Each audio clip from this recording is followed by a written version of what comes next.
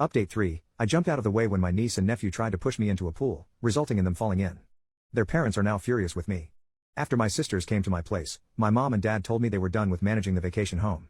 It sounded like the sisters had been pressuring them to let them use the place again. Basically, my parents handed the responsibility for the place over to me and told me it was my problem from here on out. Up until then, they'd kept track of who would be using it when, and they'd taken care of routine maintenance. In any case, they decided they didn't want to be in the middle of all this crap. I'm disappointed because the damn place was supposed to be something for them to enjoy and hang out in, and they use it regularly. Plus, I've never cared that they let my sisters and their families use it, because really I've always thought that was my parents' call, even though I technically own it. But now my parents are going to be in the position of not having access without me being involved, and that changes the whole dynamic of the place.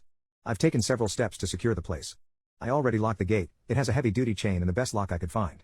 I also did a full reset on all the door keypads and created all new codes. Security cameras got installed yesterday, which is actually pretty cool because the installer convinced me to put a high-res one that looks out over the valley. The system cost me way more than I thought it would, but the peace of mind is worth it. The installer also put up signs on the property saying the place was monitored by video. I also installed a heavy-duty lockout for the drain valve. I hope to hell I don't lose the keys for it, because if I do, it's going to be a bear to try to remove.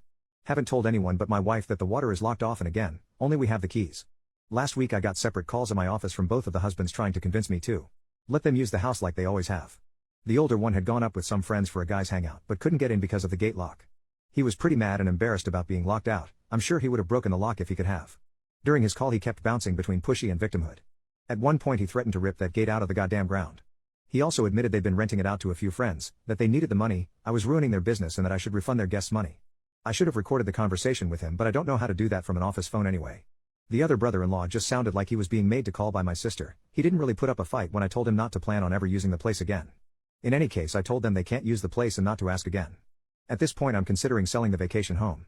Wife and I won't use it enough to justify keeping it, and it's not like there's going to be any family get-togethers there anytime soon. I mentioned selling it to my parents. Their response was pretty much whatever. I'd more than double my money by selling it. The place consists of 3 lots with great views and is at the end of a private road. But I'll probably wait for a while to sell. Doing so now would be an emotional decision. My sisters and I aren't currently speaking, and I have no plans to initiate contact. I don't know what the status between them and my parents is, and I don't want to. On the upside, we spent an evening with my parents last week, went to a new restaurant that was nice. No one brought up any of this crap. Mom did update us on the nieces and nephews. She's spending time with them at their homes.